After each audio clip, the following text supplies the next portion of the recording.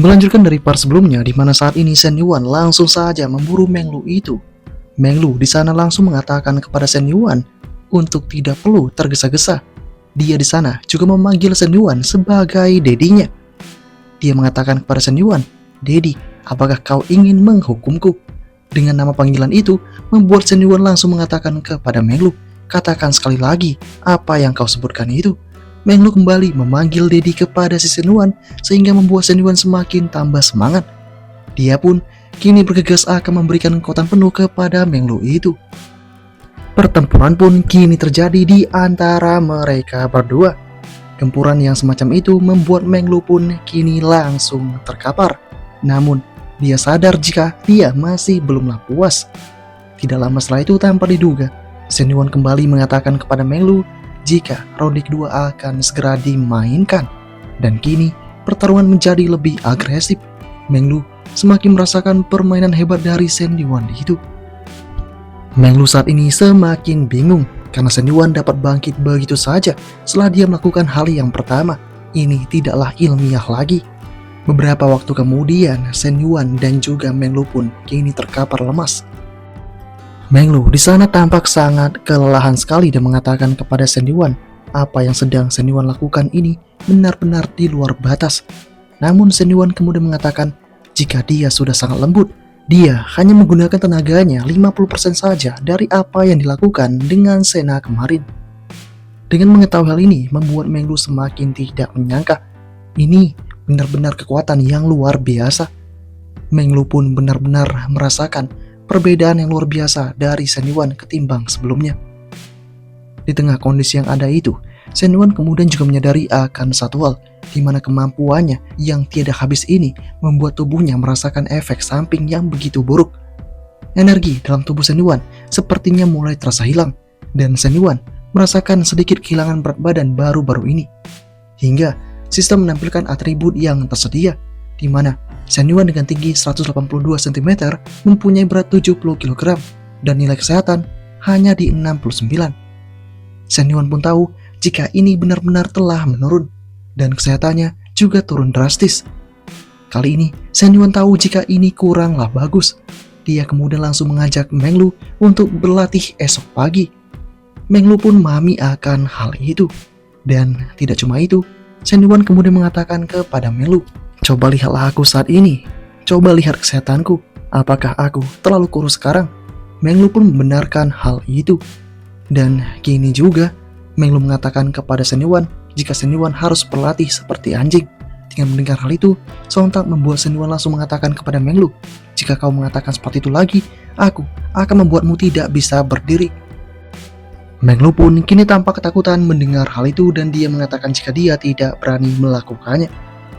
Sehingga karena inilah, Shen Yuan kemudian menyuruh Meng Lu untuk membantunya membuat rencana profesional.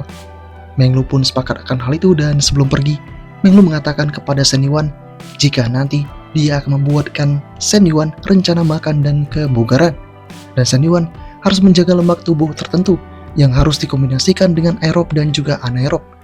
Shen Yuan mengerti akan hal itu dan ini akan dimulai esok pagi. Bisa dikatakan rencana matang telah ditetapkan. Kemudian tanpa diduga, Shen Yuan kemudian mendapatkan notifikasi dari sistem di mana mengatakan telah terdeteksi bahwa tuan rumah berencana untuk mulai sehat. Selain kekayaan dan industri yang kaya, kehidupan yang sempurna juga harus meningkatkan dan mengubah citra diri sendiri. Shen Yuan secara aktif menyadari bahwa dia ingin meningkatkan citranya sendiri dan berhasil memicu panel kebugaran. Shen Yuan mendapatkan tugas dengan waktu terbatas, di mana dalam waktu 1 bulan, jika Shen Yuan mencapai 75 kg dan tingkat lemak tubuh dikendalikan antara 12% hingga 15%, sistem akan memutakhirkan tuan rumah sampai akhir dan mendapatkan efek keluar biasaan dari tubuhnya. Shen Yuan paham akan hal ini dan dia mengecek akan atributnya. Shen Yuan mengerti jika tugasnya hanya mengaitkan berat badan dan lemak tubuh, fokus pada 2 hal ini. Tapi saat kemudian Shen Yuan juga mengklik hal lainnya. Ketika dia mengklik itu tanpa diduga, masih banyak hal yang menyenangkan lainnya yang akan didapatkan oleh Shen Yuan itu. Ada manajemen industri dan komersial, manajemen investasi, pidato dadakan, dan juga sumber daya manusia. Shen Yuan pun kini mulai mengatakan dalam hatinya, ternyata kebugaran hanyalah salah satunya dan masih banyak papan lainnya. Tampaknya selama persyaratan tugas sistem terpenuhi, dia dapat punya kemampuan ini semua. Dengan bantuan yang semacam ini, orang lain perlu beberapa tahun untuk mempelajari banyak hal, sedangkan Shen Yuan hanya butuh waktu 1 bulan saja untuk mendapatkan semuanya. Ini sangat luar biasa. Singkatnya, di keesokan harinya, Meng Lu telah berhasil menyiapkan makanan unik untuk Shen Yuan itu, di mana Shen Yuan mendapatkan makanan yang lezat dan bergizi. Shen Yuan pun kini bergegas untuk menyantap itu. Melihat Shen Yuan senang, Meng Lu pun juga tampak sangat senang di sana. Meng Lu juga mengatakan kepada Shen Yuan jika Shen Yuan harus bergegas untuk sarapan ini dan bergegas untuk melakukan pelatihan.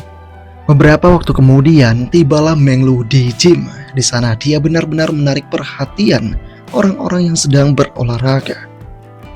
Mereka mulai memandang Meng Lu di tempat itu. Mereka benar-benar tak tahu kenapa bisa ada pelatih dengan kualitas yang sempurna seperti ini. Tubuh ini bagi mereka merupakan tubuh yang sangat ideal untuk dipacari. Salah satu di antara mereka bahkan tidak berani menatap itu karena terlalu berbahaya dan menggodanya. Di sana, ada juga orang yang berotot kini tampak pede dengan mengatakan, kenapa pelatih gym dengan tubuh yang sempurna semacam itu malah mendekati pria yang tidak berotot? Ini benar-benar di luar dugaan. Jika dia menatapku, kemungkinan dia akan menyukaiku. Di sana, meski mendapatkan beragam pandangan semacam itu, Meng Lu tidak peduli. Dia kini fokus untuk melatih tubuh dari Shen Yuan itu. Ketika ada hal ini, si kacamata yang sebelumnya pernah terlibat urusan dengan Shen Yuan juga berhasil mengetahui jika Shen Yuan punya gadis menarik lainnya. Padahal, baru sebelumnya dia menyaksikan Shen Yuan bersama dengan gadis yang dibelikan banyak barang oleh Shen Yuan itu. Di tempat itu, Meng Lu benar-benar perhatian kepada Shen Yuan itu. Dia benar-benar memperlakukan Shen Yuan sebagai rajanya. Dengan kondisi yang ada ini membuat Shen Yuan pun kini mulai merasakan kesenangan dan kebahagiaan. Sedangkan bagi si kacamata, ini merupakan pandangan yang sangat buruk yang dia alami. Dia benar-benar iri karena dia bahkan tidak dapat menghubungi mantan pacarnya lagi. Dan dia telah diputuskan begitu saja. Untungnya saat ini dia punya ide yang cemerlang. Dia akan membuat kejutan kepada Shen Yuan itu dengan mengkompori gadis yang dimiliki oleh Shen Yuan saat ini dengan mengatakan soal perselingkuhan yang dilakukan oleh Shen Yuan terhadap gadis lainnya. Si kacamata pun kemudian langsung mendekati Shen Yuan itu dan langsung mengatakan kepada Shen Yuan jika dia telah menyapa Shen Yuan. Dengan adanya sapaan ini membuat Shen Yuan mengatakan, "Ada apa kau datang ke sini?" Kacamata kemudian mengatakan, "Tidak apa-apa. Ketika saya melihat orang-orang yang saya kenal, saya harus menyapanya." Kemudian Shen Yuan mulai mengatakan, jika ada hal yang tidak perlu untuk dikatakan, lebih baik menjauh sekarang juga. Dengan kondisi ini, membuat si kacamata berkata dalam hatinya, dia ingin aku pergi, padahal aku belum selesai mengatakan apapun. Kemudian si kacamata kembali mengatakan, "Mengapa kau tidak bersama dengan gadis yang sebelumnya kau kencani itu? Aku melihat sebelumnya, kau dalam suasana hati yang sangat baik, yang memberikan banyak belanjaan terhadap gadismu itu." Saat ini, kacamata pun berkata dalam hatinya, dengan apa yang kulakukan, tentu akan membuat keributan terjadi di tempat ini, dan aku sangat menantikan akan hal itu. Saya sangat tidak sabar untuk melihat adegan ini.